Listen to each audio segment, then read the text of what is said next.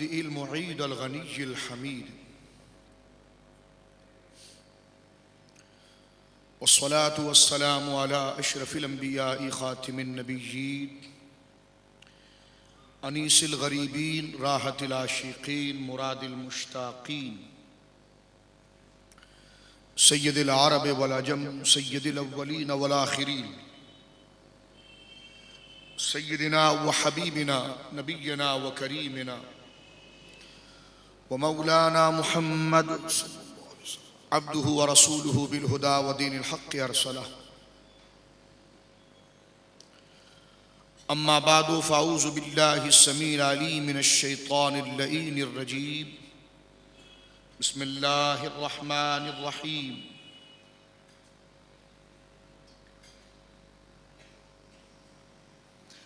وما كان المؤمنون لينفروا كافة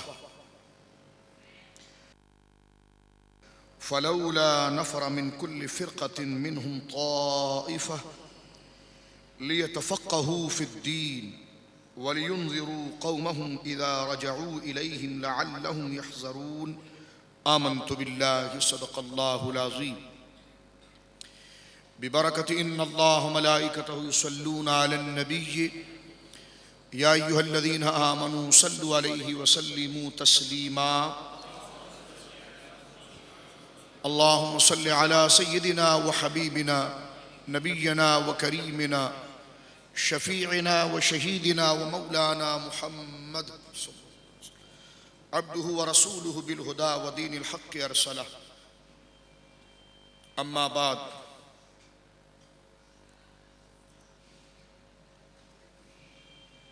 فمبلغ العلم فيه أنه بشر وأنه خير خلق الله كلهم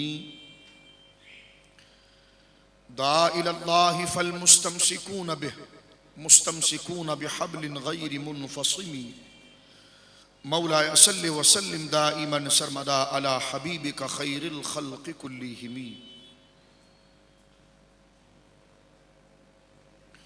اللہ کی حمد و ثنا نبی کریم صاحب ست تکریم باعث تخلیق ارض و سما صلی اللہ علیہ وآلہ آلہ وصحبہ وبارک وسلم کی بارگاہ مقدسہ میں انتہائی عقیدت کے ساتھ اجلال و ادب کے ساتھ اکرام و احترام کے ساتھ درود و سلام پیش کرنے کے بعد تمام تعریف اللہ وحدہ لا شریک کے لیے ہے۔ سورہ توبہ کی آیت نمبر 122 کی تلاوت میں نے آپ حضرات کی خدمت میں کی ہے، جس میں انسانوں کے طبقے دو حیثیت پر ہوتے ہیں، بعض اہل علم ہوتے ہیں، بعض عامی ہوتے ہیں۔ بعض علم میں بڑا کمال رکھتے ہیں اور بعض بس اپنے ضرورت کے مسائل ہی کو جانتے ہیں، اور یہ ایک ضروری امر تھا کہ انسانوں میں ان کی حیثیت کے حوالے سے، انسانوں میں ان کی تعظیم اور توقیر اور ان کے مرتبے اور مقام کو تحفظ دینے کے حوالے سے یہ بات عقلاً بھی ضروری تھی کہ اس میں درجہ بندی ہو، ہر ایک کو الگ الگ درجہ دیا جائے۔ اب دیکھیں، انسان باپ بھی انسان ہے، بیٹا بھی انسان ہے، پوتا بھی انسان ہے، لیکن اللہ رب العالمین نے درجہ بندی عطا فرمائی ہے کہ باپ انسان تو ہے لیکن رتبے میں تم سے اعلیٰ ہے، بیٹا انسان تو ہے لیکن بیٹی سے اعلیٰ ہے۔ تو یہ میرے دوستو اس لیے کہ اس سے معاشرے میں ایک نظم پیدا ہوتا ہے، جس کی جو حیثیت ہے اس کو اگر اس کی حیثیت دی جائے اور جس کا جو مرتبہ ہے اس کو وہ مرتبہ دیا جائے تو پھر لڑائی جھگڑا دھاندلی اختلاط باہم دست و گریبانی باہم چپکرشیں ایک دوسرے کے حق پر ڈاکہ ڈالنا یہ اس وقت پیدا ہوتی ہے جب درجہ بندی نہیں ہوتی۔ جس طرح کہ ایک مثال آپ روزمرہ سیاست کے تناظر میں بھی سنتے ہیں کہ غریب غریب سے تر ہو گیا اور امیر امیر تر ہو گیا، تو اس میں پراپر طریقے سے درجہ بندی نہیں ہوئی، پراپر طریقے سے تقسیم کاری نہیں ہوئی. جو جب درست طریقے سے تقسیم کاری نہیں ہوگی تو چاہے سماجی بات ہو، عقلی بات ہو یا شرعی بات ہو، ہر ایک کے اندر آپ دیکھتے ہیں، چاہے عقائد ہو، احکام ہو، سماج ہو، رواج ہو، برادری ہو، رہن سہن کے معاملات ہو، المختصر انسان کی زندگی کے تمام شعبے اور جو چیز اس کے ساتھ متعلق ہے اس تمام چیزوں کے اندر استقرار، استدلال، تحمل، برداشت، امن، رواداری، سکون جب ہوگا جب درجہ بندی ہوگی، جب درجہ بندی ہوگی. اور عقل بھی اس بات کا تقاضا کرتی ہے کہ اگر ہم درجہ بندی نہ کریں تو پھر آپ جانتے ہیں کہ جب درجہ بندی نہیں ہوگی تو ایک دوسرے کی عزت اور ایک دوسرے کا مقام کیسے متعین ہوگا، ایک دوسرے کی حیثیت کیسے متعین ہوگی. اب یہی سنگ مرمر آپ مسجد میں لگاتے ہیں اور یہی اپنے گھر میں لگا دیں، اگر کوئی درجے نہ ہو، کوئی تقسیم کاری درست نہ ہو تو کیا دونوں کو ایک رتبہ کہا جائے گا؟ آپ مسجد میں آتے ہیں بڑے اہتمام کے ساتھ آتے ہیں، خوف خدا کے ساتھ آتے ہیں، حالانکہ یہ وہ اسی مٹی اور گارے اور سیمنٹ سے بنی ہوئی عمارت ہے جس سے آپ کا گھر بنتا ہے. لیکن آپ دیکھیں، آپ درجہ بندی جب کرتے ہیں تو درجہ بندی سے آپ کا گھر اور اللہ کے گھر میں کیا فرق ہے یہ واضح ہو جاتا ہے. آپ کا اپنے گھر میں چلنا اور اللہ کے گھر میں چلنا، عقل آپ کو خود ادب سکھا دے گی. آپ کی نشست و برخاست، آپ کا اٹھنا بیٹھنا اپنے گھر میں کس اعتبار سے ہے اور اللہ کے گھر میں کس اعتبار سے ہے. آپ اپنے بیوی بچوں کے ساتھ جب ملتے ملاتے ہیں وہ اور طریقہ ہوتا ہے، مہمانوں کے ساتھ اور طریقہ ہوتا ہے. آپ کے بیڈ روم کے قوانین کچھ اور ہوتے ہیں، ڈرائنگ روم کے قوانین کچھ اور ہوتے ہیں. آپ کی گھر کی زندگی میں آپ کے لباس اور ہوتا ہے، باہر اور ہوتا ہے. آپ کی گھر کی زندگی کے اندر بول چال اور ہوتی ہے، باہر اور ہوتی ہے. تو یہ تقسیم کاری ہے، یہ طرز زندگی ہے، یہ نظم زندگی ہے. جس طرح یہ عام باتیں میں آپ کے سامنے کر رہا ہوں، آپ اپنے بیٹے سے ملتے ہیں تو رویہ اور ہے، باپ سے ملتے رویہ اور ہے، بیوی سے گفتگو کرتے رویہ اور، ماں سے گفتگو کرتے رویہ اور. تو یہ تمام چیزیں جو رویے کے اندر بھی درستگی ہے، تو عقلاً بھی اگر آپ اس بات کو دیکھیں تو یہ درجہ بندی ہے، یہ تقسیم کاری ہے. اور یہ اللہ رب العالمین کے قانون کی ایسی تقسیم کاری ہے جو جانوروں کے اندر بھی ہے. جو بولیں، ایک جانور ہے جو تقسیم کاری کو پسند نہیں کرتا، ایک جانور ہے جو کسی تقسیم کاری کو، بولو، اس کے نزدیک کسی کا رتبہ اور مقام کچھ نہیں ہوتا. اور وہ آپ جانتے ہیں قرآن نے اس کو خنزیر کہا ہے. انما حرم علیکم المیتۃ والدم ولحم الخنزیر، قرآن کی آیت ہے. کیونکہ یہ ایسا ناپاک اور خبیث جانور ہے کہ اس کے اندر کسی کو احترام دینا، کسی کو بڑا کہنا، کسی پر اعتماد کرنا، یہ اس کی فطرت میں ہی نہیں ہے. سمجھ رہے میری بات؟ اور صوفیہ یہاں پر ایک بڑی پیاری بات کہتے ہیں. صوفیہ کہتے ہیں انسانوں میں بھی جانوروں کی خصلتیں آتی ہیں. انسانوں میں بھی کچھ لومڑی کی طرح ہوتے ہیں جن کا کام صرف اپنا مطلب نکالنا اور چاپلوسی کرنا ہے. کچھ شیروں کی طرح ہوتے ہیں جو اپنے آپ پر دوسرے کو ترجیح دیتے ہیں اور اثار کرتے ہیں. کچھ سگ کی طرح ہوتے ہیں کہ وہ اپنے مالک کے سامنے عاجزی اور انکساری دکھاتے ہیں. اور معذرت کے ساتھ یہ قرآنی فلسفہ ہے، یہ گالی نہیں دے رہا میں آپ کو، معاذ اللہ مسجد میں ایسی باتیں نہیں کی جا سکتی. مسجد میں وہی باتیں کی جائے گی جو قرآن و سنت کے مطابق ہے. اسی طرح بعض بندر کی صفت لوگ ہوتے ہیں، قرآن نے کہا ہے، ان کو تشبیہ دی ہے، اور اللہ نے تو بعض جگہ پر فرمایا کہ کافروں تم تو جانوروں سے بھی بدتر ہو گئے. تو یہ بات تو قرآن میں بھی ہے نا. تو اس لیے کہا گیا کہ انسان کے اندر جانوروں کی بھی کچھ نہ کچھ خصلت ہوتی ہے ایک صفت کے اعتبار سے. وہ بابا بلے شاہ کے شعر نہیں ہے کہ اللہ کی طرف سے اذان ہو رہی ہے نماز کے لیے اٹھ جا اور نماز کے لیے پہنچ ورنہ بازی تو پھر کتا لے جائے گا. اس لیے کہ کتا اپنے مالک اگر کتے کو جتنا بھگائے وہ اپنے مالک کا ایسا احسان مند ہوتا ہے کہ اس کے دروازے کو چھوڑ کے بھاگتا نہیں ہے. اور تو انسان ہو کر خدا کی عبادت سے بھاگ رہا ہے. تو یہ صوفیہ اس کو اشعار کے اندر بھی دیتے ہیں. تو کچھ انسانوں کے اندر لومڑیوں کی صفت ہوتی ہے، کچھ میں شیروں کی طبیعت ہوتی ہے، کچھ میں بندروں کا مزاج ہوتا ہے، کچھ میں خنزیروں کا مزاج ہوتا ہے. وہ مزاج یہ ہوتا ہے کہ ان میں درجہ بندی نہیں ہے. اس جانور کے اندر اگر آپ اس کو پڑھیں اس کا گوشت کیوں حرام ہے یہ بھی آپ نے دیکھا, اور یہ میں قوانین قرآن و سنت کے حوالے سے آپ کو بتا رہا. آپ میری بات سمجھ رہے ہیں؟ کیونکہ بات درجہ بندی کی چلیے, خاص طور پر مجھے اس جانور کا نام لینا نہیں ہے, لیکن بات ایک درجہ بندی کی چلیے تو ہم گھومتے ہوئے اس طرف آ گئے. سمجھ رہے بات؟ تو دیکھیے اس جانور کو حرام قرار دیا گیا, اس کے چمڑے کو حرام, اس کے بال کو حرام, اس کی چربی کو حرام, اس کے گوشت کو حرام, کیونکہ اس کے اندر بے حیائی ہے. اس جانور کے اندر بے حیائی ہے, اور بے حیائی اس کے اندر ہوتی ہے جو درجہ بندی کا قائل نہیں ہوتا, جو درجہ بندی کا قائل نہیں ہوتا. اب دیکھیے کہ جو بد نظری کرتا ہے, غیر عورتوں کو دیکھتا ہے, تو اس کو بزرگ یہی کہتے ہیں نا کہ بھائی آج تو کسی کی بہن کو دیکھ رہا ہے, کل کوئی تیری بہن کو دیکھے گا. آج تیرے نزدیک کسی حیا کا معیار نہیں, کل تیرے لیے بھی یہی ہوگا. تو بے حیائی اس کے اندر پیدا ہوتی ہے جس کے اندر درجہ بندی, کسی کو اہمیت, کسی کو قدر دینا نہیں ہے.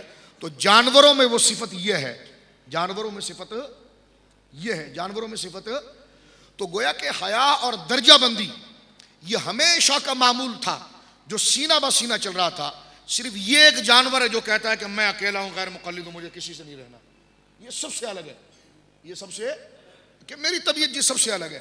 اور ساروں کے اندر وہ چیزیں قدر مشترک ہوتی ہے. سمجھ رہے ہیں بات آپ میری بات سمجھ رہے ہیں؟ تو غیر مقلدیت کا مزاج بھی یہی ہے. اب میں قرآن کی آیت آپ کے سامنے پڑھ رہا ہوں. پہلے میں نے آپ کو عامیانہ رنگ میں بتایا, اور یہ کوئی زبردستی بات ٹھونسنے کی نہیں ہے اور نہ کوئی گالی ہے. سمجھ رہے میری بات آپ؟ جو قرآن و سنت میں آیا اس کی وضاحت و تفریح تو ہوگی. ہاں کسی کو تبصرہ کرنے کی اجازت ضرور ہے, لیکن اس بات کی کہ ہمیں اس بات کا پورا احساس ہے کہ ہم قرآن پڑھ رہے ہیں اور اللہ کے گھر میں بیٹھے ہوئے ہیں. توجہ ہے آپ کی؟ اب اسی تناظر کے اندر آئیے سورۃ التوبہ, جو ترتیب مصحف کے اعتبار سے قرآن کی 9ویں سورت ہے, اور اس کی آیت نمبر 122 ہے جس کو میں نے آپ کی خدمت میں ابھی پڑھا ہے. اس میں بھی اللہ رب العالمین نے اسی درجہ بندی کو ذکر کیا ہے. کس کو ذکر کیا؟ مل کر کہیے. آپ میری اردو سمجھ رہے ہیں؟ کس کو ذکر کیا ہے؟ کیونکہ اتنا اہم موضوع ہے اس کے لیے میں پہلے آپ کے ذہن کی سطح کو کچھ ہموار کروں گا, تاکہ اس بات کو پھر آپ کما حقوق سمجھ سکیں اور اس کا آپ ادراک کر سکیں. ایک بات, اب انبیاء کو دیکھیے آپ, سارے اللہ ہی کے رسول ہیں, اللہ ہی کی طرف سے نبی ہیں, لیکن قرآن ان کی بھی درجہ بندی ذکر کرتا ہے کہ تلک الرسل فضلنا بعضهم علی بعض, ہم نے بعض رسولوں کو بعض پر فضیلت دی ہے. نماز میں بھی آپ درجہ بندی دیکھتے ہیں, ایک مصلی پر ہوتا ہے, سب اس کے پیچھے ہوتے ہیں. تو ہر جگہ پر میرے دوستو المختصر یہ کہ درجہ بندی ہے. اسی طرح دین, توجہ چاہتا ہوں, جس طرح آپ یہ سمجھ چکے ہیں نا اچھی طرح سے, اب تو اور تبصرے کی ضرورت نہیں. جب آپ اس کو سمجھ چکے ہیں کہ ہر چیز کے اندر درجہ بندی ہے اور اس کے اندر تقسیم کاری ہے, یہ فطرتن بھی ہے عقلن بھی ہے, فطرتن بھی ہے اور عقلن بھی ہے. اسی طرح دین کو پڑھنا اور دین کو بیان کرنا, اس میں بھی اللہ رب العالمین نے درجہ بندی رکھی ہے, اور قرآن اسی چیز کو ذکر کرتا ہے. اسی تناظر میں صحیح سنیے, وما کان المؤمنون لینفروا کافہ, اور یہ تو نہیں ہو سکتا کہ اللہ تعالیٰ کی راہ میں تمام مسلمان نکل پڑیں. اگر تمام نکل پڑیں گے تو کھیتی باڑی کون کرے گا؟ اگر تمام نکل پڑیں گے تو کاروبار کون کرے گا؟ اگر تمام نکل پڑیں گے تو یہ جو لوگوں کے اوپر, جو مزدوروں کے اوپر, جو تاجروں کے اوپر, اور جو ہر شعبے کے ماہر ہیں ان کے اوپر یہ ساری چیز جو ذمہ داری کی گئی ہے, کوئی مکان بناتا ہے, کوئی سڑک بناتا ہے, کوئی پل بناتا ہے, کوئی کپڑے بناتا ہے, ٹھیک ہے, کوئی اس کو فروخت کرتا ہے, تو کتنا بڑا شعبہ ہے. تو اب اسی تقسیم کاری کو قرآن نے ملحوظ رکھا ہے اور فرمایا کہ نہیں, سارے کے سارے نہ نکلو اللہ کی راہ میں, سارے کے سارے بولیں نہ نکلو اللہ کی راہ میں, بلکہ تم میں سے چاہیے یہ کہ فلولا نفر من کل فرقۃ طائفہ, بلکہ آپ میں سے, تم لوگوں میں سے ایک گروہ جو ذہین فتین ہو. بولے سبحان اللہ. جو ذہین فتین ہو, اگر غبی اور حاذق دونوں علم حاصل کریں تو یہ کچھ سمجھ رہا ہے وہ کچھ اور سمجھ رہا ہے. تو اس لیے اللہ نے فرمایا کہ سب بھیڑ بکری کی طرح روانہ نہ ہو جاؤ, بلکہ جن کے مزاج شاہانہ ہے اور جن کی طبیعت مبارک ہے اور جن کے حافظے اور شوق برقرار ہے, وہ ذہین طبقہ تم میں سے نکلے اور کیا کرے؟ لیتفقہوا فی الدین، اور وہ دین کے مکمل سمجھ حاصل کرے۔ تقسیم کاری دیکھ رہے آپ؟ اللہ نے فرمایا سارے نہ نکلو، بلکہ تم میں سے وہ ذہین لوگ چن چن کے اس پورے معاشرے کے کریم نکلے، اور وہ پھر اللہ کی راہ میں علم حاصل کرے اور تمام دلائل کے ساتھ قرآن و سنت کا علم حاصل کرے۔ تو جب یہ پورا علم حاصل کر لیں تو یہ پھر لوٹ کر اپنی بستی والوں کے پاس آئیں، لوٹ کر اپنے محلے والوں کے پاس آئیں۔ وَلِيُنذِرُوا قَوْمَهُمْ، پھر اللہ کی آیات پڑھ کر لوگوں کو دین سکھائیں۔ اب لوگوں کو وہ ڈرائیں، اِذَا رَجَعُوا إِلَيْهِمْ، جبکہ وہ جب لوٹ کر آئیں اس قوم کی طرف تو اب ان کو اللہ کا ڈر دلائیں، دین کے احکام بنائیں، لَعَلَّهُمْ يَحْذَرُونَ، تاکہ جو نہ پڑھ سکے تھے وہ گناہوں سے بچے اور جہنم سے بچ جائیں۔ دیکھ لیا آپ نے بھی؟ تو یہاں پر میرے دوستو قرآن مجید برہان رشید نے اس بات کو ذکر کر دیا، اور قرآن کی اس آیت نے اس بات کو واضح کر دیا کہ سارے کے سارے نہیں چلیں گے۔ توجہ ہے آپ کی؟ سارے کے سارے نہیں چلیں گے شریعت کے اس علم کو مکمل طور پر کمال پر حاصل کرنے کے لیے، بلکہ ارشاد فرمایا کہ کچھ لوگ اس میں سے جائیں اور دین کی مکمل تعلیم حاصل کر کے آئیں اور بعد والوں کو وہ دین سکھائیں۔ تو جب جس نے دین سیکھا نہیں، یا اس معیار کا نہیں سیکھا، یا اس طرح دلائل کے ساتھ نہیں سیکھا جس طرح یہ مجتہدین سیکھ رہے ہیں اور یہ سیکھ کر آئے ہیں، تو جو سیکھ کر آئے، تو قرآن کہتا ہے جو سیکھ کر آئے وہ اپنی قوم کو بتائے، تو جو سیکھ کر آئے گا وہ قوم کو بتائے گا، تو قوم اس کی بات مانے گی یا خود کو غیر مقلد کہے گی؟ بات مانے گی نا۔ تو یہ بات مان کر قوم جو دین پر عمل کرے گی اسی کو تقلید کہتے ہیں۔ سمجھے آپ بات؟ بھائی ایک کو آپ بڑا بنائیں گے، اس کی بات سنیں گے نا آپ، اس پر اعتماد کرتے ہوئے، اس پر بولے اعتماد کرتے ہوئے۔ تو قرآن نے بھی یہی کہا ہے کہ سارے کے سارے حدیثوں کے پیچھے نہ بھاگو، سارے کے سارے قرآن کے پیچھے نہ بھاگو، بلکہ تمہیں دو دو کتنا ہوتا ہے یہ نہیں پتا تو تم قرآن سمجھنے چلے ہو۔ تمہارے حافظے کا تو حال یہ ہے کہ دو اور دو کتنا ہوتا ہے تمہیں یہ نہیں پتا، اور تم چلے ہو حدیثوں سے مسائل نکالنے۔ تو پیارے یہ تمہارا کام نہیں، تم صرف گلیوں میں داڑیاں بڑھاؤ، بس تم گھر میں بیٹھے رہو۔ یہ کسی اور کا طبقہ ہے، اور جو لوگ جائیں جو ان میں ذہین فطین علماء ہوں، جو علم دین سیکھ کر آئیں، تو بعد والوں کو یہ چاہیے کہ جناب جو وہ بیان کریں اس کو وہ سن کر عمل کریں۔ تو یہاں سے شریعت مطہرہ نے دو طبقہ بیان کر دیا۔ کیا بیان کیا بتائیے؟ توجہ میری طرف رکھیے، کیا بیان کیا؟ دو طبقے بیان کی۔ توجہ میری طرف رکھیے، وہابیوں سے مقابلے کے لیے جھنگور سے ڈر رہے ہیں، توبہ استغفر اللہ لا حول ولا قوت۔ توجہ میری طرف رکھیے، سننی ہے آپ؟ یہ ٹانگ چیر مینڈا خور جو پنکھے چلا رہے ہیں نا رفیدن کر کے، یہ تمہاری اسی سستی کی وجہ سے۔ ان کا مذہب کیا ذرا بھی آگے سنیے گا، کاش تمہیں مذہب کا احساس پیدا ہو، سنیو، تمہیں اپنے ایمان کی قدر پیدا ہو۔ تو توجہ کے ساتھ سنیں، جو سننا چاہتا ہے وہ بیٹھے، باقی چلے جائیں، ٹھیک ہے؟ بڑی توجہ کے ساتھ اس چیز کو سماعت فرمائے۔ وہ ایک کاکروچ آ گیا تو ہل گئے سب اور ادھر ادھر منہ کرنے لگے۔ تو آپ دین کی محبت کے اندر آئیں، ذرا توجہ کے ساتھ سماعت فرمائیں۔ ہنسنا مجھے بھی آتا ہے، سنجیدگی مجھے بھی آتی ہے، لیکن کچھ معاملات ایسے ہوتے ہیں جس میں بندے کو سنجیدہ بننا پڑتا ہے اپنا ایمان بچانے کے لیے، ٹھیک ہے؟ توجہ میری طرف رکھیے۔ میں عرض کر رہا تھا آپ کی خدمت میں کہ یہ قاعدہ قرآن نے بھی ذکر کر دیا کہ ایک پڑھے گا اور دوسرا اس پر عمل کرے گا۔ ایک طبقہ وہ ہے جس کا کام ہے بیان کرنا، اور ایک طبقہ وہ ہے جس کا کام ہے ماننا۔ تو جو بیان کرنے والا وہ مجتہد ہے، ماننے والا مقلد ہے۔ تیسرا درجہ کہیں نہیں ہوتا، تیسرا درجہ کہیں نہیں ہوتا، قرآن نے بھی اس کو ذکر کیا ہے، سمجھ رہے؟ اب آئیے تھوڑا آسان کرتا ہوں میرے دوستو۔ علم دین دو قسم پر ہے، علم دین حاصل کرنا دو قسم پر ہے۔ اس کو تھوڑا اور سہل کر دیتا ہوں آپ کے سامنے۔ ایک علم وہ ہے جو فرض عین ہے، جس کو عالم، مولوی، غیر مولوی، بڑا چھوٹا سب نے حاصل کرنا ہے۔ ایک علم وہ ہے، وہ علم کون سا ہے کہ ہم مسلمان ہیں، ہم مسلمان ہیں تو ہمیں پتہ ہونا چاہیے کہ ایمان کیا ہے۔ آمنت باللہ و ملائکتہ و کتبہ و رسلہ، بس سرے دس کہ اللہ کو ایک ماننا، ایک جاننا، اس کی ذات و صفات میں کسی کو شریک نہ کرنا، یہ ہے توحید۔ اللہ رب العالمین کی جانب سے اللہ رب العالمین معزز و محترم انسانوں کو تاج نبوت سے سرفراز کرتا ہے اور اپنی نیابت عطا فرماتا ہے اور ان کی مدد معجزے سے فرماتا. یہ ہے رسول. اللہ رب العالمین کی مخلوقات میں ایک مخلوق وہ ہے جو نور ہے، نہ جو مرد ہے نہ عورت ہے، اس جنس سے وہ پاک ہے اور وہ ہما وقت اللہ کی عبادت اور اللہ کی پاکیزگی بیان کرنے میں رہتی ہے. ان سے کوئی کوتاہیاں غلطیاں نہیں ہوتی. یہ عقیدہ ملائکہ. ٹھیک ہے. ایک دن مرنے کے بعد انسان کو پھر اٹھا دیا جائے گا اور وہ اٹھ کر اللہ کے حضور حاضر ہوگا. یہ ہے یوم آخرت. سمجھ رہے؟ انسان نے پیدا ہو کر جو کچھ کرنا تھا اور جو اس نے کہنا تھا، کرنا تھا، جو اس سے فعل سرزد ہونا تھا، اللہ رب العالمین نے اپنے علم سے سب کچھ جان لیا اور اس کو لکھ دیا. یہ ہے تقدیر خیر و شر. تو یہ جو ہم ایمان مفسر، ایمان مجمل میں پڑھتے ہیں، تو ایک علم ایسا ہے جس کا حاصل کرنا ہر مسلمان پر فرض ہے. ایمان کا علم اتنی سطح پر جتنا میں نے بیان کیا. اسی طرح نماز ہم پر فرض ہے، روزہ ہم پر فرض ہے سال میں ایک دفعہ، صاحب استطاعت کے لیے حج فرض ہے، صاحب نصاب کے لیے زکوٰۃ فرض ہے. تو اب جو نمازی ہے، یہ نہیں کہ وہ وضو خانے پر آئے اور مصلی پر آئے اور امام کے پیچھے کھڑا ہو کر نماز پڑھ لے. نہیں، نمازی کے لیے اتنا علم حاصل کرنا فرض ہے کہ کس چیز سے نماز ہوتی ہے، کس چیز سے ٹوٹ جاتی ہے.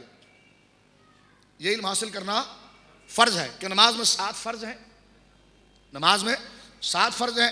نماز سے پہلے وضو ہے، وضو میں اتنے فرض ہیں، نماز کے اتنے شرائط ہیں، غسل کا طریقہ یہ ہے، پاکی کا طریقہ یہ ہے. یہ وہ چیزیں ہیں جو عالم اور غیر عالم ہر کلمہ گو مسلمان پر فرض ہے.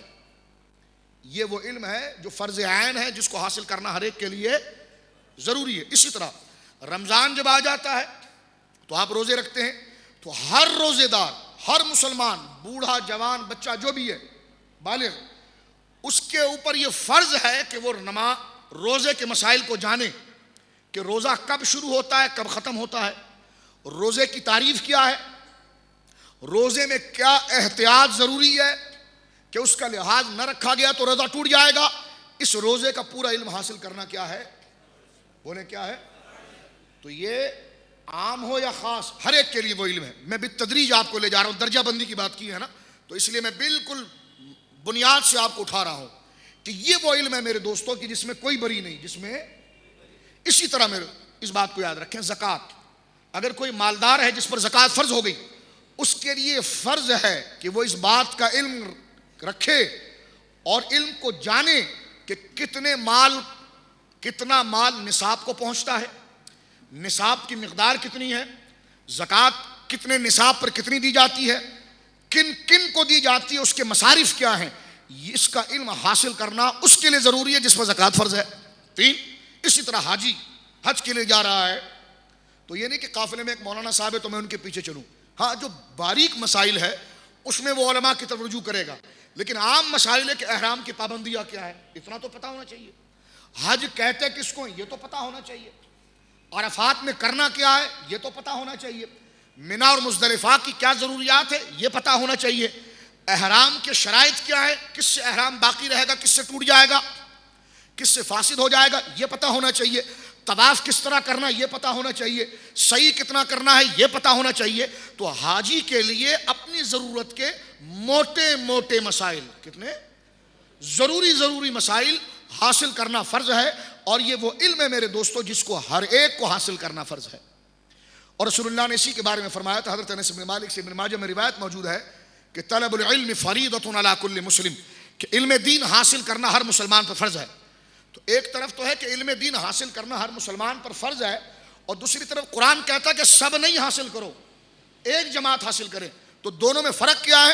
دونوں میں فرق یہ ہے کہ جہاں پر حدیث میں یہ آیا کہ علم حاصل کرنا ہر مسلمان پر فرض ہے، اس سے مراد یہ کہ جو عبادات ہم پر ہیں اس کی ضروری مسائل یاد کرنا فرض ہے. اور جو قرآن میں یہ آیا کہ سب نہ چلو بلکہ کچھ لوگ چلیں، وہ علم فرض کفایہ ہے.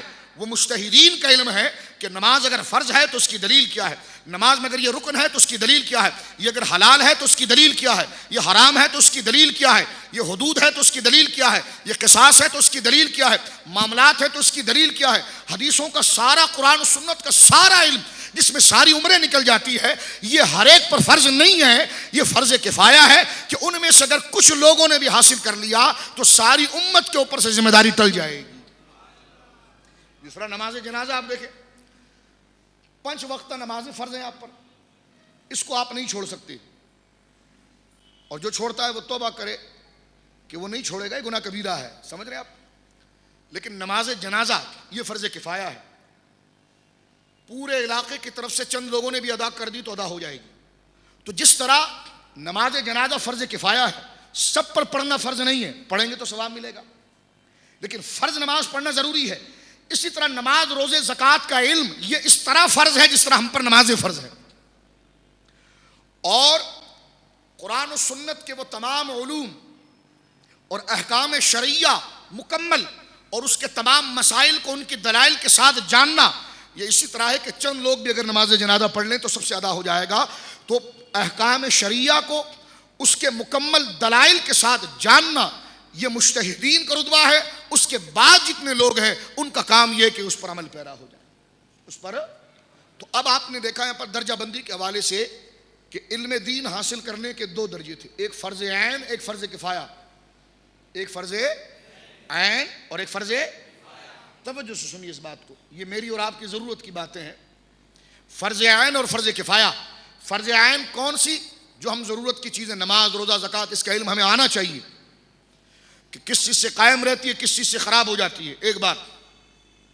دوسری چیز میرے دوستو یہ ہے، دوسرا فرض کفایہ ہے، وہ عام لوگوں پر فرض نہیں ہے، وہ عام لوگوں پر فرض نہیں، ان لوگوں پر فرض ہے جو درجہ اجتہاد پر پہنچے ہوں، جن میں جستجو اور اجتہاد کرنے کی صلاحیت اللہ نے پہلے سے رکھی ہو، تو وہ لوگ جائیں اور اجتہاد جو باقاعدہ شرائط ہیں اس کے طریقے سے وہ اجتہاد کریں۔ تو جس کے اندر اجتہاد کی صلاحیت تھی اور وہ قرآن و سنت کا علم اس سے حاصل کر رہا ہے، تو اس نے اگر حاصل کر لیا تو ساری قوم اور ساری امت کی طرف سے فرض کفایہ ہو گیا۔ اسی طرح میرے دوستو ایک بات مزید سن لیجئے، فقہ کسے کہتے ہیں؟ فقہ کہتے ہی اس کو ہیں، اور فقہ کی تعریف ہی جو ذکر کی گئی وہ یہی ہے کہ جو حکم واضح طور پر قرآن و سنت میں موجود نہ ہو۔ ایک حکم ایسا ہے، ابھی میں اس پر مزید دلائل آپ کی خدمت میں عرض کرنا چاہوں گا۔ ایک حکم ایسا ہے جو قرآن میں بالکل واضح ہے، جیسے واقیموا الصلاۃ، نماز میں بالکل واضح ہے، نماز پڑھنا ہے، تو یہ واضح نصوص ہے۔ لیکن ایک حکم ایسا ہے جو قرآن کی نص میں کہیں نہیں، غیر منصوص ہے۔ لاؤڈ اسپیکر پر نماز ہوتی کہ نہیں ہوتی؟ قرآن میں لکھا ہے؟ بولو۔ انشورنس جائز ہے ناجائز ہے؟ قرآن میں لکھا ہے؟ طبی مسائل کے اندر اگر آپ آ جائیں تو الکوہل امیز دواؤں کا استعمال جو اس وقت ہوتا ہے، کیا وہ جائز ہے ناجائز؟ ہوائی جہاز میں نماز ہوگی کہ نہیں ہوگی؟ میری بات سمجھ رہے ہیں آپ؟ تو یہ جو ضرورت کے پیچیدہ مسائل جو ہر وقت اٹھتے ہیں، اس کو حل کیسے کیا جائے، تو وہ علماء جنہیں قرآن و سنت کا مکمل علم ہے، وہ شریعت مطہرہ کے اس دلائل کو سامنے رکھتے ہیں، اور سامنے جو نیا مسئلہ آیا ہے اس مسئلے کو، اس مقیس علیہ پر قیاس کرتے ہیں، اور اس سے جو قیاس اور رائے سے وہ فتویٰ دیتے ہیں اس کا نام فقہ ہے۔ اس کا نام کیا ہے بتائیے؟ فقہ۔ اب میرے دوستو یہاں پر میں دوسرے باب کی طرف آتا ہوں۔ باب نمبر 1 ہم نے چیپٹر مکمل کیا، جس میں یہ تھا کہ علم دین حاصل کرنے کے دو حصے ہیں، فرض اور فرض کفایہ۔ کن کن پر ہے اس کی وضاحت میں نے آپ کی خدمت کے اندر ابھی تفصیل کے ساتھ ذکر کر دی۔ اب آئیے تھوڑا سا آگے چلتے ہیں۔ شریعت کی دلیل اصل میں 3 ہیں، کتنی بولے؟ مل کر کے کتنے ہیں؟ 3۔ شریعت کی دلیل اصل میں 3 ہیں، قرآن، سنت اور اجماع۔ کیونکہ قرآن ہی اصل شریعت ہے، قرآن ہی اصل دین ہے، تو حدیث جو ہے وہ قرآن کی تفسیر ہے، حدیث جو ہے وہ قرآن کی تفسیر ہے۔ قرآن کے معنوں کی تفسیر، تعبیر، تشریح، اس کی وضاحتیں آپ کو حدیث رسول کے اندر ملیں گی صلی اللہ تعالی وسلم، ٹھیک ہے؟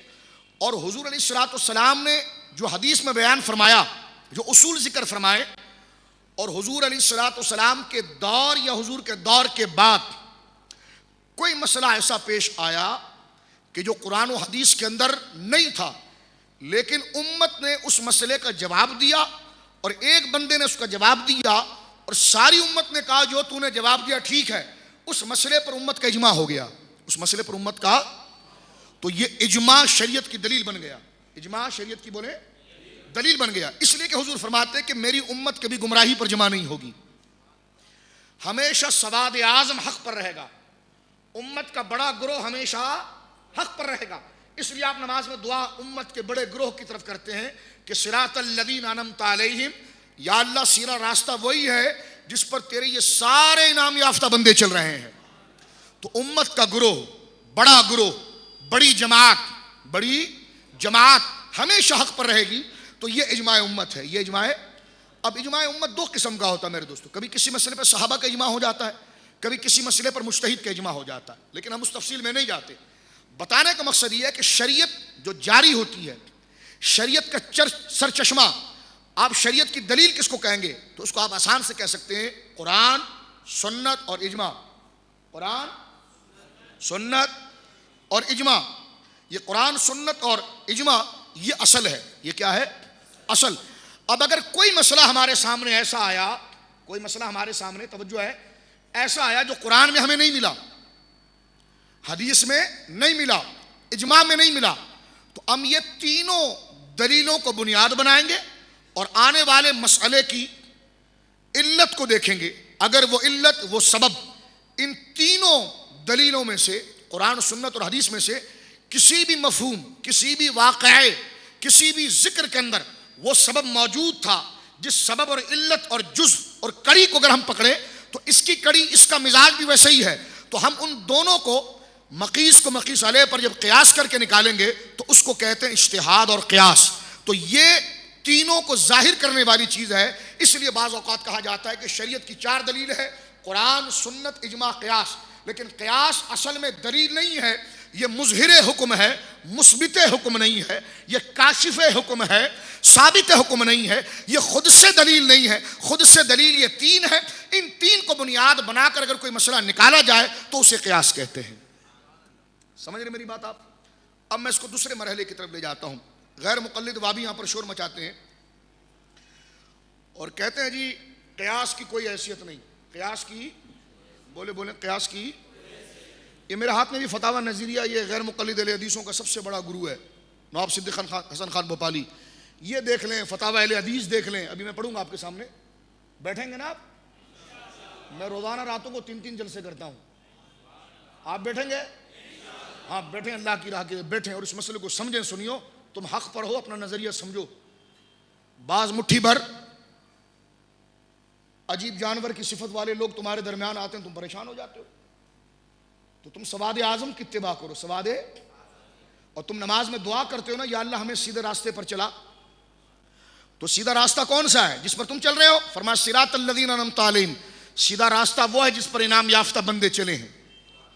اب اگر کوئی غیر مقلد ہو، میں کسی امام کو نہیں مانتا، تو میں نے کہا نماز میں یہ دعا کس کے لیے کرتا ہے تو؟ کیونکہ نماز میں تو ہم دعا کرتے ہیں کہ بڑوں کے راستے پر چلانا، اور تو کہتا ہے غیر مقلد ہوں، ہمارا کوئی بڑا ہی نہیں ہے۔ سمجھ رہے میری بات آپ؟ ہمارا کوئی امام ہی نہیں، ہمیں کسی پر اعتماد ہی نہیں ہے۔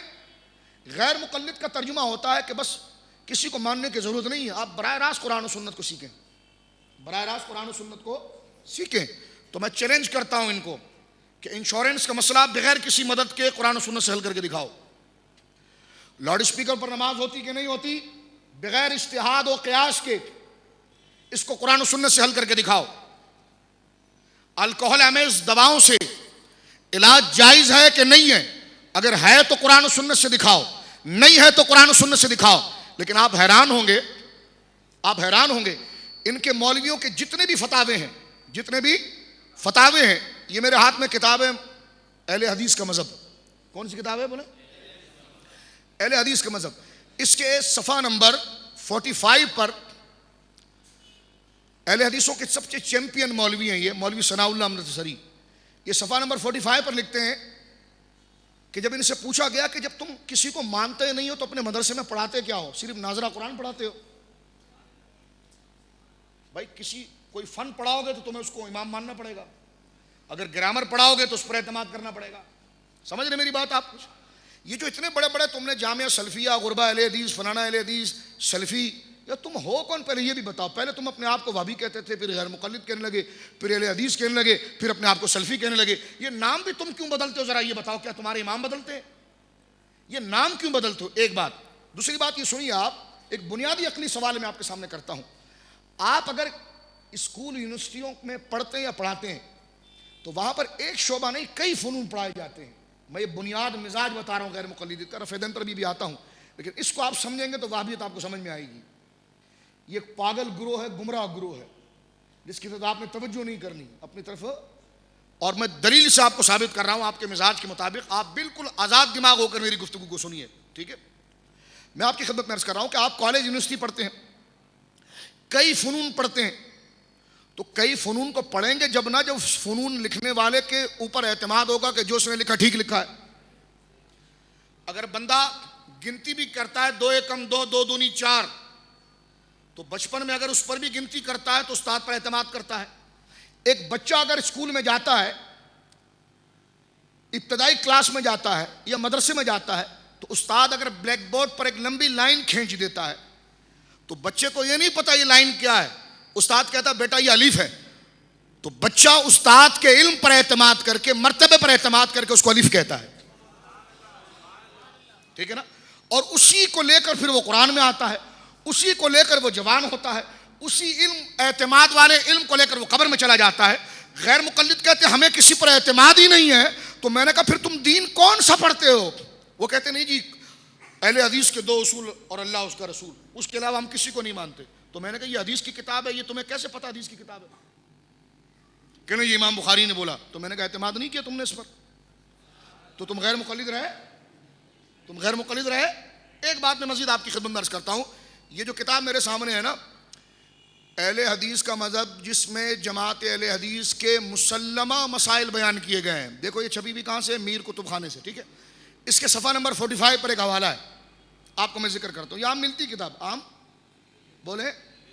یہ میں نے ایک ہی دفعہ خریدا، میں نے کہا بار بار کیا خریدنا، اس لیے تھوڑی بڑی ہو گئی ہے، یہ ضعیف ہو گئی، جیسے کہتے ہیں حدیث ضعیف ہو گئی ہے، تو یہ ثناء اللہ کی کتاب ذرا ضعیف ہو گئی ہے، ٹھیک ہے؟ تو ایک بات میں آپ کی خدمت میں عرض کرنا چاہتا ہوں، توجہ ہے آپ کی. اب اتنا بڑا مدرسہ بناتے ہیں، اگر اہل حدیث کے 2 اصول قرآن اور رسول، اللہ اور اس کا رسول، ہم نے کہا چلیں ٹھیک ہے یہ بات ٹھیک ہے. یہ بولنا تمہیں کس نے سکھایا؟ کہ جی میرے مولانا نے. تو میں نے کہا پھر تمہارے اصول کہاں رہا؟ تو تیسرا تو مولوی آ گیا نا تمہارے بیچ میں. یہ تمہیں کس نے سکھایا کہ اہل حدیث کے 2 اصول اللہ اس کا رسول؟ بولا ہمارے مولانا سکھاتے ہیں، بنس روڈ میں جو ہے نا وہ سکھاتے ہیں، وہ جو موسیٰ لائن میں رشدی مسجد ہے وہ سکھاتے ہیں کہ جی اہل حدیث کے 2 اصول اللہ اس کا رسول. تو میں نے کہا وہ تیسرا رسول کے بعد تو مولوی بھی آ گیا نا. کہ نہیں جی آ تو گیا. میں نے کہا تیرا مولوی آیا، ہمارے امام اعظم آئے. تو بچتا تو بھی کہیں سے نہیں، تھوڑی شرم کر. تقلید کو شرک کہتا ہے تو بھی تو سب انہی کے کہنے پر چلتا ہے، کیونکہ یہ تو ایک فطرتی بات ہے. بغیر کسی پر اعتماد کیے وہ آپ کوئی کام ہی نہیں کر سکتے. ایک غیر مقلد کیماڑی سے بیٹھا ہے W11 میں، جانا ہے جی ان کو نیو کراچی. پیسے دے دیے انہوں نے، توجہ ہے آپ کی، یہ علمی خشکی ہوتی تو لہٰذا میں آپ کو ذرا تر کر رہا ہوں. انہوں نے کرایہ دے دیا کنڈکٹر کو اور بیٹھ گئے آگے لال رومال ڈال کر سفلی. اب بیٹھ گئے، گاڑی چلی تو انہوں نے ڈرائیور سے پوچھا یہ نیو کراچی جائے گی؟ انہوں نے کہا جی مولانا جائے گی، بیٹھ جائیں. گاڑی تھوڑی اور گئی آگے، پھر انہوں نے پوچھا جی یہ نیو کراچی جائے گی؟ انہوں نے کہا مولانا بیٹھ جائیں، چلی جائے گی. تھوڑی دیر گاڑی اور چلی تو پھر انہوں نے کہا جی نیو کراچی جائے گی. اس نے کہا مولانا تمہارے کو تکلیف کیا ہے؟ تم بار بار پوچھتے ہو کہ گاڑی نیو کراچی جائے گی کہ نہیں جائے گی. نمبر تم نے لکھا ہوا دیکھ لیا، بندہ آواز بھی لگا رہا ہے کہ یہ وہیں پر جائے گی، پھر بھی تم پوچھتے ہو. کہتے نہیں میں غیر مقلد ہوں، ہم کسی پر اعتماد نہیں کرتے. انہوں نے کہا کرایہ واپس کر، اس کو دھکا مار یہاں سے. اور جو دھکا مار کے اتار دیا تو بچے نے آواز لگائی کھڑکی سے کہ دنیا میں اگر ڈرائیور پر اعتماد نہیں کرو گے تو گھر نہیں پہنچ سکتے، اور دین میں اماموں پر اعتماد نہیں کرو گے تو مدینے نہیں پہنچ سکتے.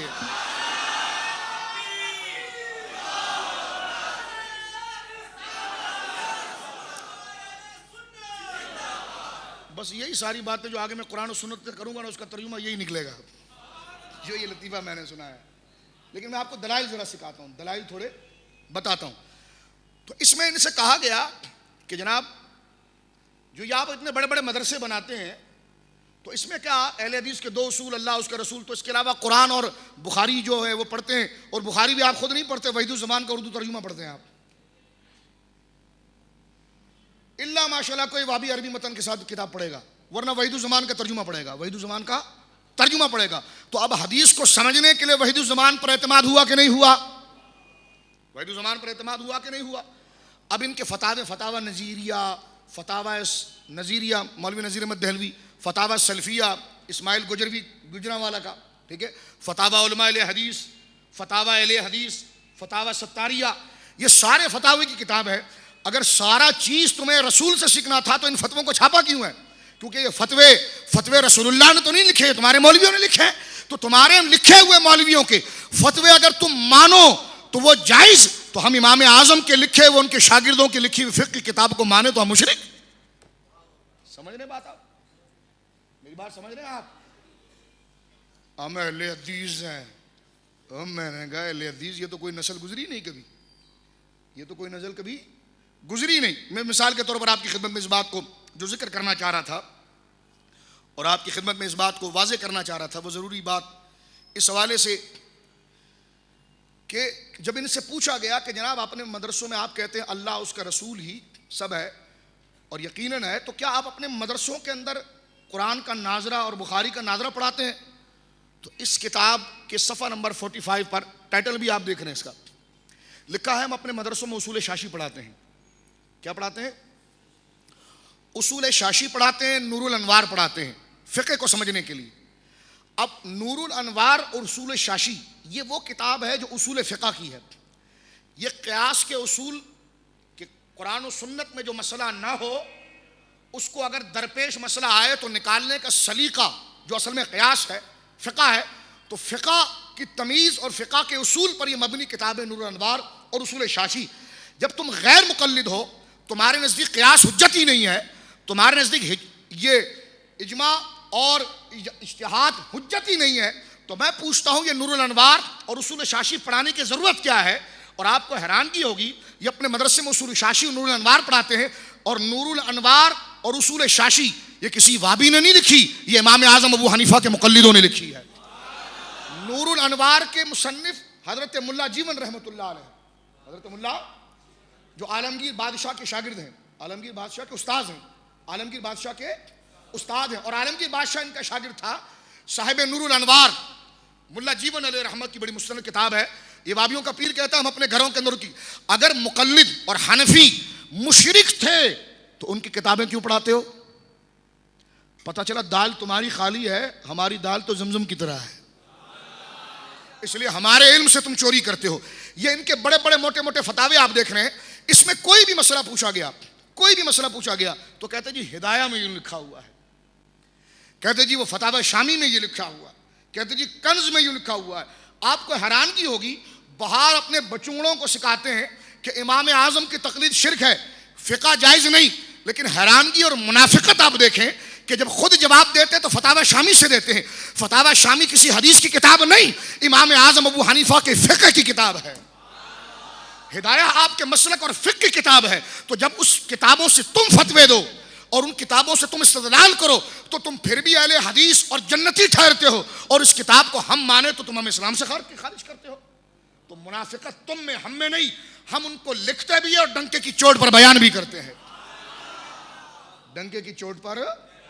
اور اگر فارغ وقت ہو نا تو اس کی انڈیکس میں آپ جا کر مسائل اگر آپ پڑھیں، کوئی مسئلہ قرآن حدیث سے نہیں لکھتے، کوئی مسئلہ قرآن حدیث سے. اب انشورنس کا مسئلہ کیا حدیث سے لکھیں گے؟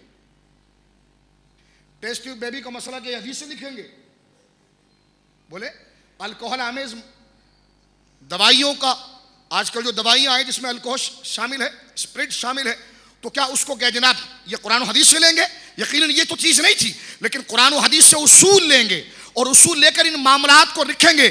لیکن اس کی بھی تمیز ان کو نہیں ہے، تمیز ہمارے فقہا کو ہے، ان میں استدلال کی تمیز ہی نہیں ہے، اس لیے فتاوی شامی کا حوالہ دیتے ہیں. اگر ان میں استدلال اور اجتہاد کی صلاحیت ہوتی تو کم سے کم کسی بخاری کی حدیث لکھ کر اس مسئلے کو حل کرتے. لیکن یہ حل کرتے ہیں ابو حنیفہ رضی اللہ تعالیٰ عنہ کے شاگردوں کی کتابوں سے. تو پتہ چلا غیر مقلد ایک جاہل طبقے کا نام ہے، عالم طبقے کا نام نہیں. علماء تو ہمیشہ مقلدین ہوئے ہیں. سمجھ رہے؟ یہ جلدی سمجھانے کے لیے میں آپ کو فٹافٹ بات بتا رہا ہوں. یہ آپ نے دیکھا ہے ابھی اس کا بہت کام ہے، ابھی انہوں نے بہت باتیں کی ہیں، ابھی میں آہستہ آہستہ آپ کو بتاتا ہوں. پہلے ہم چلتے ہیں اس بات پر. وہابی اس بات کا شور مچاتا ہے کہ ہر چیز قرآن و حدیث کے اندر ہے. ہر چیز بولے ہر چیز قرآن و حدیث کے اندر ہے.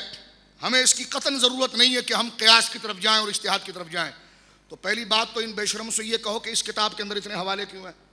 فتاوی شامی کے حوالے کیوں؟ ہدایہ کے حوالے بولے کیوں؟ لاؤڈ اسپیکر پر نماز جائز ہے کہ نہیں، اس کے حوالے دے دو. آج جو جہاد تلواروں سے کیا جاتا تھا پہلے، آج بم سے کیا جاتا ہے، گولیوں سے کیا جاتا ہے. شرعاً یہ جہاد بدعت ہے یا جائز؟ اگر جائز ہے تو اس کا مقیس علیہ کیا ہے جس پر تم اس کو قیاس کر رہے ہو؟ وہ علت کیا ہے؟ اور یہ طریقہ اجتہاد کا ہے اور یہ طریقہ مجتہدین کا ہے، اور تم تو تقلید کے منکر ہو. چراتے ہمارے ہی سے ہیں، چراتے ہیں ہمارے سے ہی ہیں. امام بخاری بھی غیر مقلد نہیں گزرے. اگر امام بخاری غیر مقلد ہوتے تو پھر سارے مذاہب کی حدیثیں لے کر آتے. لیکن امام بخاری شافعی تھے، اس لیے کتاب الصلاۃ میں صرف فقہ شافعیہ کی رعایت کی ہے. ہر محدث کسی نہ کسی امام کا مقلد رہا ہے، اس لیے وہ اپنے مذہب کی رعایت پر حدیث لاتا ہے. یہ اس بات کی دلیل ہے کہ دو ہی طبقے ہمیشہ گزرے ہیں، ایک وہ جو حکم بیان کرے، ایک جو حکم مانے. درمیان کا کوئی طبقہ نہیں رہا ہے. جو حکم بیان کرے وہ مجتہد، جو مانے مقلد. غیر مقلد تو کبھی ہوئے ہی نہیں ہیں. انہوں نے تو صرف یہودیوں کی دلالی کر کے مسلمانوں میں انتشار پیدا کیا ہے، افتراق پیدا کیا ہے، مسلمانوں کو سواد اعظم سے ہٹانے کی کوشش کی ہے. سمجھ رہے میری بات آپ؟ مسلمانوں کو صراط الذین انعمت علیہم سے ہٹانے کی کوشش کی ہے. اور ان سے آپ ٹھنڈے دماغ سے ذرا پوچھیں کہ ہم نماز میں اللہ سے وعدہ کرتے ہیں کہ صراط الذین انعمت علیہم، یا اللہ چلیں گے ان کے راستے پر جن پر انعام ہوا. ٹھیک ہے؟ اور انعام یافتہ بندے طبقے چار ہیں: نبیین، صدیقین، شہداء، صالحین. ان سے پوچھو تم میں کوئی صالحین میں سے گزرا ہے؟ سمجھ رہے میری بات؟ ہے تو قرآن کا سیدھا سیدھا منشور ہے. آپ سے پوچھو تو آپ کے جی غوث اعظم گزرے، آپ سے پوچھے جی امام اعظم گزرے، آپ سے کہیں جی فلاں گزرے. یہ نام نہیں لے سکتا. اگر یہ نام لے گا تو غیر مقلد ہو جائے گا. یہ نام لے گا تو پھر اسے اعتماد کرنا پڑ جائے گا. تو پھر ہم کہتے ہیں اس آیت کو چھوڑ دیتے ہو کیا تم کہ تمہیں آمین بولنے کا بہت شوق ہوتا ہے، آمین امام کے پیچھے سورہ فاتحہ پڑھنے کا. تو اس آیت کا تم کیا کرتے ہو؟ صراط الذین انعمت علیہم. اس لیے کہ صراط الذین انعمت علیہم یہ آیت درس دیتی ہے کہ تم مکمل نہیں، مکمل وہ تھے. اگر تم مکمل ہونا چاہتے ہو تو ان کے ساتھ جڑ جاؤ. اور جڑنے کا نام تقلید ہے، توڑنے کا نام غیر مقلدیت ہے. اور غیر مقلدیت غیر المغضوب علیہم ولا الضالین میں ہے. اور تقلید جو ہے وہ صراط الذین انعمت علیہم، تنہا رہنے والا کٹی پتنگ ہے، اور جس کی ڈور مدینے سے جڑی ہوئی ہے وہی انعمت علیہم ہے. سمجھ رہے میری بات آپ؟ اب تھوڑا سے آگے چلیں اور میں چند احادیث آپ کی خدمت میں توجہ طلب باتیں ہیں جو چند آپ کی خدمت میں اجتہاد کے حوالے سے عرض کرنا چاہتا ہوں کہ صحابہ کرام علیہم رضوان کے دور میں بھی اجتہاد کے سلسلے رہے. قرآن و حدیث میں ہر چیز ہے. قرآن یہ کہتے ہیں قرآن میں ہر چیز نہیں ہے جو فقہ کو چاہیے. ہم نے کہا ہر چیز ہے لیکن تیرے لیے نہیں، رسول اللہ کے لیے ہے. تیرے لیے نہیں ہے، وہ حضور کے لیے ہے. کس کے لیے ہے؟ حضور کے لیے ہے. اب صحابہ کرام علیہم رضوان، صحابہ کرام علیہم رضوان بھی اس علم کے درجے میں نہیں ہے جو علم حضور کو عطا فرمایا گیا ہے. حضور کو عطا فرمایا گیا تو حضور کو قرآن کا علم دیا گیا، اس لیے حضور قرآن سے مسئلے حل فرماتے ہیں، ذکر فرماتے ہیں. اور حضور بھی قیاس سے کام لیتے ہیں اور اس کی دلیل مرحمت فرماتے ہیں. ایک عورت حضور کے پاس آئی اور اس نے کہا کہ میرے باپ نے سیام ہے، میرے باپ نے یہ منت مانی تھی کہ میں وہ حج کرے گا، لیکن وہ مر گیا. تو حضور اس کے حج کا کیا ہوگا؟ تو سرکار نے جواب نہیں دیا بلکہ دلیل پڑھی قیاس کے طور پر. فرمایا اگر تیرے باپ پر کسی کا قرضہ ہوتا تو وہ دیتا کہ نہیں دیتا؟ اب دیکھیں حضور جواب نہیں دے رہے بلکہ قیاس کر رہے ہیں. فرمایا کہ اگر تیرے باپ کے اوپر کسی کا قرضہ ہوتا تو وہ قرضہ ادا کرتا کہ نہیں کرتا؟ ادا کرتا. تو فرمایا یہ بھی ہے. تو حضور نے حج کے مسئلے کو قرضے پر قیاس کیا. دیکھ رہے ہیں آپ؟ ڈائریکٹ جواب نہیں دیا آقا نے. کہا کہ حضور وہ حج کرے گا کہ نہیں کرے گا؟ حضور نے جواب بعد میں دیا. پہلے سے سوال کیا اور فرمایا اگر تیرے باپ پر کسی کا دین ہوتا تو دین مالی، دین عبادت جو ہے اس کو آپ نے دین مالی پر قیاس کیا. یعنی کہ عبادت کے قرضے کو حضور نے مال کے قرضے پر ذکر کیا. اور ارشاد فرماتے اگر تیرے باپ پر کسی کا قرضہ ہوتا تو مرنے کے بعد وہ دینا ضروری ہوتا کہ نہیں ہوتا؟ کہا جی ہوتا. تو کیا اس طرح حج بھی ہوگا؟ تو دیکھیں یہ طریقہ کہ مقیس کو مقیس علیہ پر قیاس کرنا یہ بدعت اور شرک نہیں، یہ حضور کا خود طریقہ ہے جو میں نے بتا دیا آپ کو، یہ حضور کا بولے خود طریقہ ہے جو میں نے آپ کو بتا دیا۔ اور ایک بات میں مزید آپ کی خدمت میں عرض کرنا چاہتا ہوں، یہ تو یہ مجتہدین میں اختلاف کیوں ہوتا ہے؟ مجتہدین جن کے خاص شرائط ہیں اور صدیاں گزر گئی، ایسے لوگ پیدا ہی نہیں ہوئے جو تمام حجت پر اترتے ہوں، جو اجتہاد کے مکمل شرائط ہیں۔ وہ چار شخصیات اللہ نے ایسی پیدا فرمائی، حضرت امام اعظم ابو حنیفہ، امام شافعی، امام مالک، امام احمد، کہ اس کے بعد شاہ ولی اللہ محدث دہلوی جن کو یہ مانتے ہیں، وہ اپنی کتاب میں لکھتے ہیں 2 صدی کے بعد اور 3 صدی کے بعد اور بالخصوص 4 صدی کے بعد ساری امت ایک ایک امام پر متحد ہو گئی تھی۔ پہلے اہل علم موجود تھے، پہلے بڑے بڑے علماء موجود تھے، تو تقلید ان کی چھوٹے چھوٹے سطح پر ہوتی تھی۔ کیسی ہوتی تھی؟ چھوٹے چھوٹے سطح پر ہوتی تھی۔ ابھی تک فقہ کے مکمل اصول مدون نہیں کیے گئے تھے، اصول نکالنے والے امام اعظم ابو حنیفہ۔ تو جب امام اعظم نے فقہ پر پورا کام کر دیا، ان چاروں اماموں نے فقہ میں جو کمی تھی اس کو پورا کر دیا، تو 4 صدی کے بعد سے لے کر آج تک 5واں مجتہد کوئی آیا ہی نہیں ہے، نہ دنیا نے کسی کو مانا۔ چھوٹے چھوٹے مذہب بنتے چلے گئے، ختم ہوتے چلے گئے، لیکن یہ چاروں جو قائم رہے، اس بات کی دلیل تھی کہ جناب فقہ کے اصول بھی انہوں نے مدون کیے اور اس سے ثابت شدہ فروع کے مسائل بھی انہوں نے حل کر دیے۔ اب آپ دیکھیں، یہ کہنا کہ صحابہ میں تقلید نہیں تھی، یہ بھی جھوٹ ہے، یہ بھی بولے جھوٹ ہے۔ صحیح بخاری شریف، صحیح بخاری شریف کتاب الحج میں آپ کو بتاؤں، کتاب الحج، واقعہ یہ ہے کہ حضور علیہ الصلوۃ والسلام کی زوجہ ہماری ماں ام المومنین رضی اللہ تعالیٰ عنہا جب وہ حج کرنے کے لیے آئیں سرکار کے ساتھ، تو انہوں نے طواف زیارت کر لیا۔ تو وہ جو چاہتا ہوں طواف، کیونکہ حج کے فرائض میں سے 2 بڑے رکن ہیں، ایک وقوف عرفہ اور ایک طواف زیارت۔ طواف زیارت جب تک نہ کیا گیا تو بیوی حلال نہیں ہوتی شادی شدہ کے لیے، اور نہ حج مکمل ہوتا ہے، اس پابندی میں رہتا ہے۔ تو عرفات، وقوع عرفات کے بعد جب ہم 9 کو عرفات میں ہوتے ہیں اور 10 کی رات ہم مزدلفہ میں ہوتے ہیں، 10 کے دن ہم مینا میں ہوتے ہیں، اور مینا میں پہلے دن کنکری مارتے ہیں، ٹھیک ہے، پھر ہم قربانی کرتے ہیں، پھر ہم سر مونڈتے ہیں، پھر کعبے میں جا کر ہم 7 چکر لگا کر طواف زیارت کرتے ہیں، ٹھیک ہے۔ تو طواف زیارت کرنے کے بعد حاجی کا حج ختم ہو جاتا ہے، لیکن وہ جو باہر سے آیا ہے، آفاقی ہے، اس کے لیے ایک واجب ابھی بھی باقی ہے طواف، جس کو طواف رخصت کہتے ہیں، جس کو طواف ہے، وہ طواف کیے بغیر وہ نہیں جا سکتا، اگر جائے گا تو دم دینا پڑے گا، ایک بکرا دینا پڑے گا۔ وہ آفاقی اس کو کہتے ہیں جو میقات کے باہر سے آتا ہے۔ پاکستان سے اگر کوئی عورت اور مرد یا دونوں میں سے کوئی ایک حج کے لیے گیا، اس نے عرفات میں وقوف بھی کر لیا، مینا میں سارے ارکان پورے کر لیے، اور پھر اس نے طواف زیارت بھی کر لیا، اور اب وہ گھر آنا چاہتا ہے، تو اس وقت تک نہیں آ سکتا جب تک کہ طواف رخصت نہ کرے۔ طواف رخصت فرض نہیں، واجب ہے، نہیں کرے گا، چلا گیا تو میقات سے لوٹ کر آئے تو واجب ساقط ہو جائے گا، کرے دم ساقط ہو جائے گا، اور اگر سرے سے نہیں کیا تو اسے ایک بکرا دم پر قصور کے طور پر دینا پڑے گا، قصور کے طور پر۔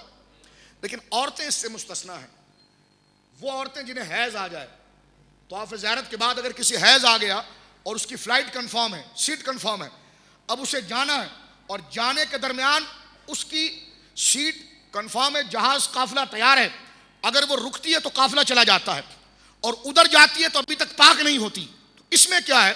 تو پھر امت کا یہ اجماعی مسئلہ ہے کہ حائضہ کے لیے طواف رخصت ساقط ہے، طواف زیارت کر لے، طواف رخصت ساقط ہے۔ طواف زیارت بھی اگر حیض میں ہے تب بھی اس کو کرنا پڑتا ہے وقت کے اعتبار سے، اگر اس کی فلائٹ آگے کی کنفرم ہے، اور اس میں اس کو بدنہ دینا پڑتا ہے۔ خیر، مختصر الگ مسئلہ۔ اس مسئلے کو ذکر کرنے کے بعد صحیح بخاری کتاب الحج کی حدیث میں بتا رہا ہوں آپ کے سامنے کہ صحابہ میں بھی تقلید تھی، اور کیسے نہیں ہو سکتی؟ سارے صحابہ تو مجتہد نہیں تھے نا، کچھ صحابہ دیکھیں نا، حضور میری بات سنیں، حضور کسی نہ کسی صحابی کو کسی نہ کسی گاؤں کی طرف بھیجتے تھے نا تبلیغ کے لیے، اور جو گاؤں میں رہ رہے انہوں نے تو حضور کو نہیں دیکھا، اور جو یہ حدیث صحابی پڑھ کر سنا رہا ہے، یہ حدیث صحابی نے سنی، ان گاؤں والوں نے تو نہیں سنی، یہ گاؤں والے تو اس کو صحابی سمجھ کر سن رہے ہیں، تو اس کے علم پر اعتماد کر رہے ہیں نا، سمجھ رہے ہیں؟ تو اب حضرت عبداللہ ابن مسعود کوفہ گئے، اور کوفے میں آپ نے دین بیان کیا، تو جتنی حدیثیں آپ نے بیان کی تو سارے کوفے والوں کا مذہب وہی ہو گیا، انہوں نے حضور سے براہ راست نہیں سنی اس چیز، وہ تو تابعین تھے، انہوں نے نہیں سنی. تو سرکار جب صحابہ کو مختلف جگہوں پر بھیجتے تھے تو جو صحابہ جا کر تبلیغ کرتے تو جن لوگوں پر تبلیغ کرتے تھے وہ آپ کا حکم مانتے تھے, تو آپ کا حکم مان کر وہ آپ ہی کے مذہب پر ہوتے تھے, پھر وہ آپ ہی کے مذہب پر ہوتے تھے. اب اس کی مثال آپ دیکھ لیجئے. اور اس میں ایک بات میں مزید آپ کو بتاؤں, صحابہ میں یہ بھی تھا کہ ایک علاقے میں اگر 2 صحابی ہیں اور ایک اس سے بڑا ہے تو چھوٹا فتویٰ نہیں دیتا تھا, چھوٹا فتویٰ. اب دیکھیں کوفے کے اندر 2 صحابی تھے, ایک تو حضرت عبداللہ بن مسعود تھے, ایک حضرت موسیٰ اشعری تھے. حضرت عبداللہ ابن بولے, میری باتیں سمجھ رہے ہیں؟ یہ اصولی قوانین ہے جو آپ سمجھے, جو اسلامی شرعی لا ہے, یہ قوانین کی بنیاد ہے, تو آپ کو پتا چلے کہ شریعت کا نظام کیا ہے. جو لوگ کہہ رہے ہیں نا شریعت لائیں گے, ہم نے کہا واہ, جہاں اذانیں ہو رہی ہیں وہاں سے کون سی شریعت آئے گی؟ اور جہاں لوگ سارے نماز پڑھ رہے ہیں کون سی شریعت آئے گی؟ شریعت نہیں, تو وہابیت لا رہے ہو. وہابیت اور چیز ہے, شریعت اور چیز ہے. اور لا بھی کہاں رہے ہیں؟ صبح سرحد میں, جہاں پر ہر بندہ نمازی ہے, جہاں. اور یہ پشتو میں گا شریعت برا, میں نے کہا شریعت نہیں لا رہے تم خارجیت لا رہے ہو. کیا لا رہے ہو؟ خارجیت. جہاں سب نماز پڑھنے والے وہاں سے کون سی شریعت؟ وہاں تو شریعت پہلے سے موجود ہے. جہاں لوگوں کے چہرے کے اوپر داڑھی ہے تو شریعت نہیں ہے. لوگ نمازیں پڑھ رہے ہیں, یہ شریعت نہیں, شریعت ہی تو ہے. لیکن ہم وہ صوفی محمد کرے ہم شریعت کا نظام لائیں گے. شریعت نہیں, تم کوئی ہندوانہ نظام لا رہے ہو. شریعت تو پہلے سے ہے کہ مسجد بھری پڑی ہے, لوگ نمازیں پڑھ رہے ہیں, ایک ہی خدا کی عبادت کر رہے ہیں, ایک ہی خدا کو سجدہ کر رہے ہیں, داڑھی بھی رکھ رہے ہیں, پگڑی بھی باندھ رہے ہیں, نماز بھی پڑھ رہے ہیں. لیکن تمہیں چڑ یہ ہے کہ وہ مزاروں والوں سے بھی محبت کر رہے ہیں, جو شریعت کا نکھار ہے. تو میرے دوستو یہاں پر سنیں آپ, ایک علاقے میں جب 2 صحابی موجود ہو تو پھر جو کم علم والا صحابی ہے وہ بھی اس بڑے صحابی کی تقلید کرتا تھا. اس پر میں دلیل آپ کی خدمت میں پیش کر رہا ہوں. کوفے کے اندر, توجہ ہے, کوفے کے اندر حضرت عبداللہ مسعود بھی موجود ہے جو جلیل القدر صحابی ہے, اور پھر ساتھ ہی میں حضرت موسیٰ اشعری بھی موجود ہے. تو آپ اس قاعدہ کلیہ کو اگر دیکھیں گے تو بات بالکل مبرہن ہو جاتی ہے, ظاہر ہو جاتی ہے کہ ایک شخص حضرت موسیٰ اشعری کے پاس پہنچا, صحابی رسول ہے رضی اللہ تعالیٰ عنہ, ان کے پاس پہنچا اور سوال کیا اس نے کہ مجھے اس مسئلے کا جواب دو. انہوں نے کہا نہیں میں فتویٰ نہیں دیتا, حضرت عبداللہ بن مسعود کے پاس جاؤ. دیکھ رہے ہیں, حضرت عبداللہ بن مسعود کے پاس جاؤ. اب اس تمام معاملات کو دیکھنے کے بعد اس حج کی طرف آئیے جو میں حدیث آپ کے سامنے پڑھ رہا تھا, بخاری کتاب الحج کی. سرکار علیہ الصلوۃ والسلام جب حجۃ الوداع کے لیے آئے تو اپنی ساری بیویوں کو لے کر آئے. ہماری ساری مائیں حضور کے ساتھ تھی, امہات المومنین. اس میں سے ایک خاتون ایسی تھی جن کو حیض آ گیا, وہ حائضہ ہو گئی. سرکار کو خبر پہنچی کہ حضور فلاں زوجہ ہے آپ کی, وہ حائضہ ہو گئی ہے. تو حضور نے فرمایا طواف زیارت انہوں نے کر لیا؟ تو کہنے لگے جی ہاں حضور انہوں نے طواف زیارت تو کر لیا ہے, یہ بخاری کتاب الحج میں جی کر لیا ہے. تو کہا کیا پوچھنا چاہ رہے ہو؟ کہا جی آپ مدینے جا رہے ہیں تو انہوں نے طواف رخصت تو نہیں کیا ہے اور پاک بھی نہیں ہوئی ہیں. سرکار نے فرمایا خیر ہے, کوئی ضرورت نہیں ہے. یہ حدیث سن لی آپ نے, سن لی. اب اسی کے بعد اسی بخاری کے اندر موجود ہے کتاب الحج میں, میں غیر مقلدین کو واضح طور پر چیلنج کرتا ہوں اس حدیث کا جواب دو. بخاری کتاب الحج میں اسی